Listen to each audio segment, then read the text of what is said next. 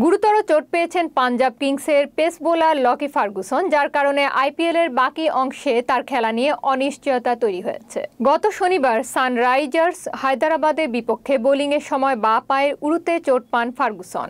2 বল করার পর তাকে মাঠ ছাড়তে দেখা যায়। 33 বছর বয়সী এই পেসারের চোট সম্পর্কে বিস্তারিত কিছু জানানো হয়নি, তবে তিনি অনির্দিষ্টকালের জন্য মাঠের বাইরে চলে যেতে পারেন, যা পাঞ্জাবের জন্য বড় ধাক্কা। এখন পর্যন্ত চলতি আইপিএলে ফার্গুসন 4 ম্যাচে 5 উইকেট নেন। বোলিং কোচ জেমস হোপস জানান, তার পুনরুদ্ধারের সম্ভাবনা কম এবং আইপিএলের শেষ দিকে তাকে ফিরিয়ে আনা কঠিন হবে। ফার্গুসনের জায়গায় পাঞ্জাব অস্ট্রেলিয়ার জাতিসংঘ বাটলেট অথবা আফগান অলরাউন্ডার আজমাত উল্লাহ ওমাইজাইকে খেলতে পারে। ফার্গুসন সম্প্রতি চোটে ভুগছেন।